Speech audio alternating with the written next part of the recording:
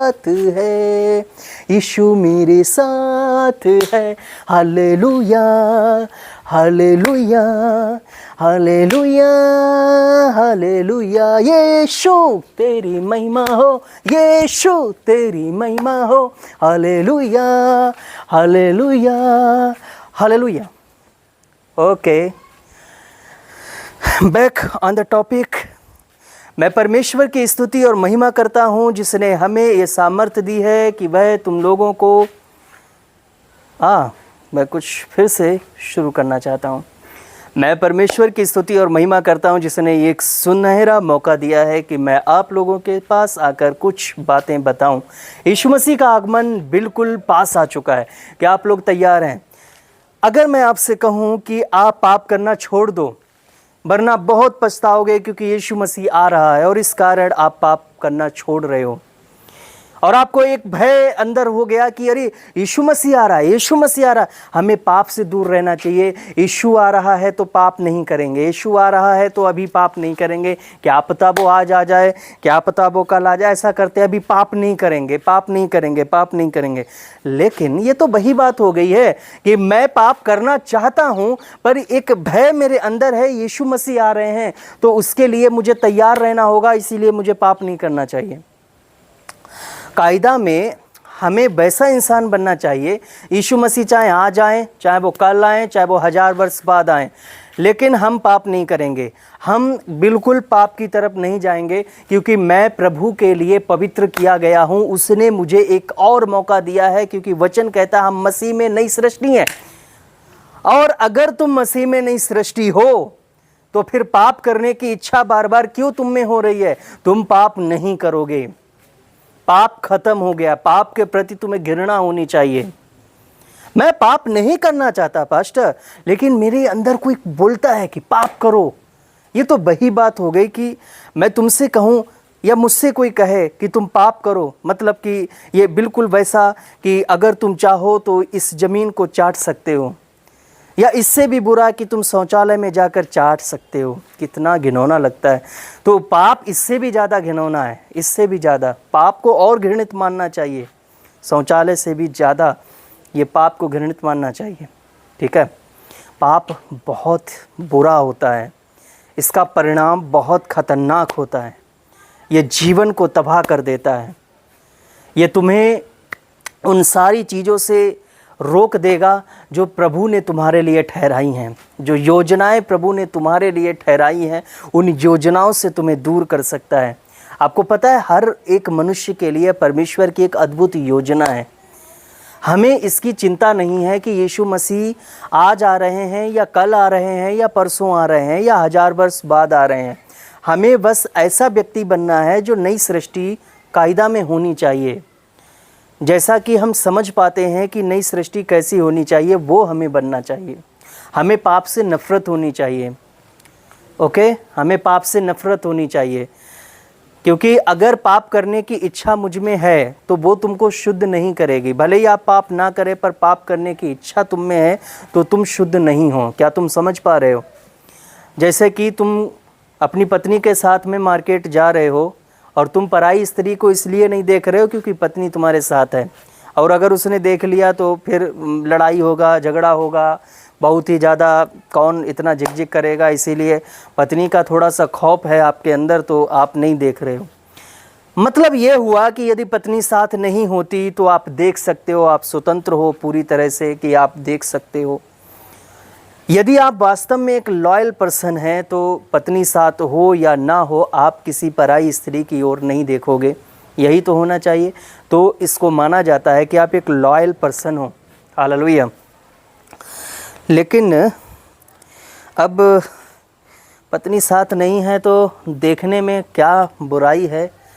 इसका मतलब पाप मुझ में निवास कर रहा है। ओके, तो यहाँ से ये प्रूफ हो जाता है कि पाप मुझ में क्या कर रहा है? निवास कर रहा है। ये बहुत खतरनाक हो सकता है प्रियो, बहुत खतरनाक। हम जब परमेश्वर के सम्मुख खड़े होंगे तो हम बिल्कुल निर्दोष नहीं ठहरेंगे, बिल्कुल निर्दोष नहीं ठहरेंगे। क्योंकि परमेश्वर की आंखें, आप बाइबल में क्या पढ़ते हो, प्रकाशित वाक्य में क्या पढ़ते हो, आंखें ही आंखें, आंखें ही आंखें। उनका जिक्र वहां पर जो आंखें ही आंखें हैं, क्या मतलब है उनका? क्योंकि वो ऐसा बताते हैं कि तुम कुछ भी छिपा नहीं सकते हो अपने परमेश्वर के सामने। जैसे ही तुम खड़े होगे, तुम्हारा पूरा अस्तित्व सामने आ जाएगा कि तुम अपने मन में क्या विचार कर रहे थे, कैसे पाप करने की इच्छा तुम्हारे भीतर हो रही थी, कैसे तुम पाप करना चाहते थे, पर तुमने अपने एक डर के कारण तुमने पाप को नहीं किया। पाप तुम्हारे भीतर था, बार बार तुमसे कह रहा था। पाप से तुमने नफरत नहीं की, पाप में तुमने आनंद लिया, तुमने मन में सोच सोच कर आनंद लिया। ये जो मन में तुमने सोच सोच कर आनंद लिया पाप करने से, इसने तुमको दूषित किया, इसने तुमको और भी ज्यादा घृणित बनाया। ये बहुत कठिन बात लग रही होगी ना आपको, ये सत्य है, यही सत्य है जो मैं इस वक्त बता रहा हूं। हालेलुया। बनो तो ऐसे बनो जिसमें मैं परमेश्वर के सम्मुख खड़ा हो सकूं। पिता, यदि तेरा आगमन आज हो रहा है तो मैं तैयार हूं। हालेलुया।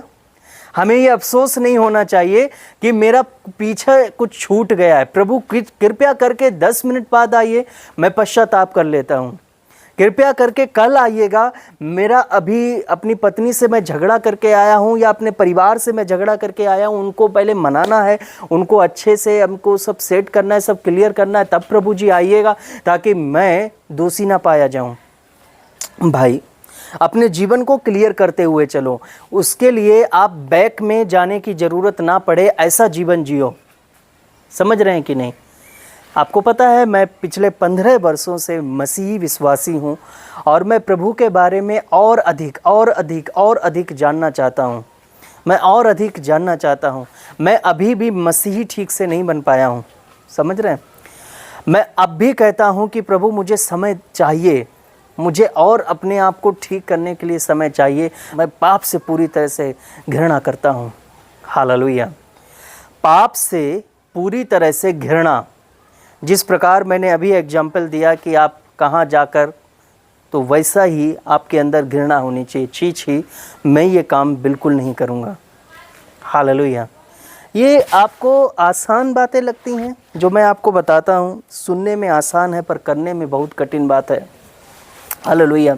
यदि आप वास्तव में एक सच्चा मसीही बनना चाहते हो तो आप रियल पर्सन दिखो। जो अंदर है वही तुम बाहर दिखो। बाहर जो है, अंदर कुछ और है। इसको फेक बोलते हैं, इसको क्या बोलते हैं? फाड़ने वाले भेड़िया।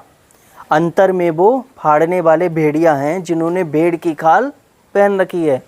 चर्च में आप जाकर हालेलुया गा सकते हो, चर्च में जाकर आप धार्मिक जीवन दिखा सकते हो, मसीह लोगों के सामने आप धार्मिक जीवन दिखा सकते हो, पर यदि आप अंदर पाप से भरे हुए हो, आप चर्च में बैठे हो, सामने एक बहन है या कोई भाई है, आपके मन में उसके प्रति कुछ गलत भावनाएं हैं, पर आपने इस प्रकार से रिएक्ट किया, आपने व्यक्त नहीं होने दिया, तो वो पाप हो चुका। क्योंकि बाइबल कहती है, यदि तुमने किसी पराई स्त्री की ओर 2 बार भी देखा तो तुम पाप कर चुके हो अपने मन में विचार करने के द्वारा, और इसने तुमको दूषित कर दिया, इसने तुमको दूषित कर दिया। ये सबसे कठिन चीज़ है। इसीलिए हमें नित्य प्रार्थना करने की आवश्यकता है और प्रभु के साथ की आवश्यकता है। प्रत्येक दिन तुम प्रभु से प्रार्थना करो, प्रत्येक दिन तुम प्रभु से अपनी दुर्बलता के लिए प्रार्थना करो। जैसे पौलुस कहते थे, हमेशा उन्होंने ये प्रार्थना की कि प्रभु यीशु कृपया करके मेरे अंदर से उस कांटे को निकाल दीजिए। क्योंकि पौलुस जो काम नहीं करना चाहते हैं वो काम कर जाते हैं, क्योंकि वो अंदर निवास करता है जो पाप, यदि वह प्रबल है तो आप कभी भी पाप से बच नहीं सकते हो। इसके लिए आपको मसीह की उपस्थिति अपने भीतर अधिक लानी होगी। यदि मसीह की उपस्थिति तीव्रता के साथ में तुम्हारे भीतर है, यदि मसीह की उपस्थिति में तुम चलते फिरते हो, तो पाप पूरी तरह से ख़त्म हो जाता है, उसका प्रभाव समाप्त हो जाता है। पर यदि आप मसीह की उपस्थिति में नहीं हो तो पाप एक्सपेंड होता है, पाप जो है बाहर से अंदर की ओर एक्सपेंड होता है, पूरे शरीर में फैलता है, अंदर से बाहर से अंदर की ओर, क्योंकि पाप बाहरी चीज़ है, बाहर से आया। और प्रभु यीशु मसीह का आत्मा तुम्हारे भीतर निवास करता है, तुम्हारे आत्मा में निवास करता है, तो वो अंदर से बाहर की ओर प्रकाशमान होता है। पाप का साया हमेशा के लिए समाप्त हो जाता है और पाप का प्रभाव खत्म हो जाता है, पाप के प्रति घृणा उत्पन्न हो जाती है। आपने देखा है कि आपका स्वभाव कितनी बार बदलता है। जो चीज़ें आपको बचपन में पसंद थीं पर वो अब आपको पसंद नहीं है, आप उन्हें करना पसंद नहीं करते, अब वो घृणित काम लगता है। जैसे कि आप जब छोटे बच्चे थे तो आप मिट्टी में खेलते थे, पर अब आप मिट्टी में नहीं खेल सकते हो। जब आप छोटे थे तो कई बार आपने मुंह में मिट्टी को भी रखा होगा, पर अब आप मिट्टी को अपने मुख में नहीं रख सकते हो, मिट्टी अब आप नहीं खा पाओगे। तो जो चीज़ें आपको पहले पसंद थीं अब आप नहीं कर पा रहे हो, क्योंकि अब आप धीरे धीरे मैच्योर हो रहे हो। तो जैसे ही आप मसीह में मैच्योर होते चले जाओगे, जैसे ही आप मसीह में बढ़ते जाओगे, आपके अंदर खुद बदलाव शुरू हो जाएंगे, आपके अंदर स्वयं बदलाव शुरू हो जाएगा। आपको ये डर नहीं होना चाहिए यीशु मसीह आ रहे हैं इसलिए अब हमें छोड़ना होगा। हमें इसलिए करना होगा क्योंकि परमेश्वर चाहते हैं कि तुम शुद्ध रहो, पवित्र रहो, ठीक है, न्याय के डर से नहीं। परमेश्वर चाहते हैं कि शुद्ध रहो, परमेश्वर चाहते हैं कि मेरा बेटा पवित्र रहे, परमेश्वर चाहते हैं, यीशु चाहते हैं। उसने कहा सिद्ध बनो क्योंकि तुम्हारा स्वर्गीय पिता सिद्ध है, पवित्र बनो क्योंकि तुम्हारा स्वर्गीय पिता पवित्र है। तो तुम वो बनो जो तुम्हारा स्वर्गीय पिता है, क्योंकि तुम उसकी संतान हो, तभी तो वो पहचान होगी कि तुम उसकी संतान हो। यही तो संतान की पहचान है। कितने लोग मेरी बात समझ पा रहे हैं? यदि आपको ये मैसेज अच्छा लगता है तो अपने मित्रों के साथ शेयर करें, चैनल को सब्सक्राइब जरूर कर लेना। और यदि आप कुछ प्रभु के राज्य के लिए बोना चाहते हैं तो वो भी आप स्क्रीन पर दिए गए नंबर पर बोल सकते हैं। आप प्रभु के राज्य में कुछ बोते भी हैं तो परमेश्वर आपको उसका प्रतिफल देता है। आप जो बोते हैं आप इसलिए नहीं बो रहे हैं कि क्योंकि आप बहुत प्राप्त करें, आप इसलिए बो रहे हैं ताकि परमेश्वर का वचन हर जगह पहुंच जाए। ये सोच की फ़र्क है। कई लोग एक इसको जुए की तरह बोते हैं कि अगर मैं परमेश्वर के राज्य में दूंगा तो मुझे इसका 3 गुना मिल जाएगा। तो मैंने कई लोगों के दान को फेल होते हुए भी देखा क्योंकि उनकी सोच सही नहीं थी। आप इसलिए बो ताकि परमेश्वर का राज्य बढ़े, आप इसलिए मत बो कि ये बढ़ जाए, मेरा और अधिक मिल जाए, क्योंकि यीशु ने कहा 30 गुना 60 गुना। ये क्या पैसा डबल करने की मशीन है? चर्च में बोना पैसा डबल करने की मशीन है? नहीं, आपकी सोच गलत है। इसलिए बो ताकि परमेश्वर का वचन हर जगह फैल जाए। कितने लोग मेरी बात समझ रहे हैं? परमेश्वर स्वयं तुम्हें प्रतिफल देगा, क्योंकि जहां यीशु ने कहा कि जो कोई 1 कटोरा तुम्हें ठंडा पानी पिलाए वो अपने प्रतिफल पाएगा, वो अपना प्रतिफल पा चुका है। हालेलुया।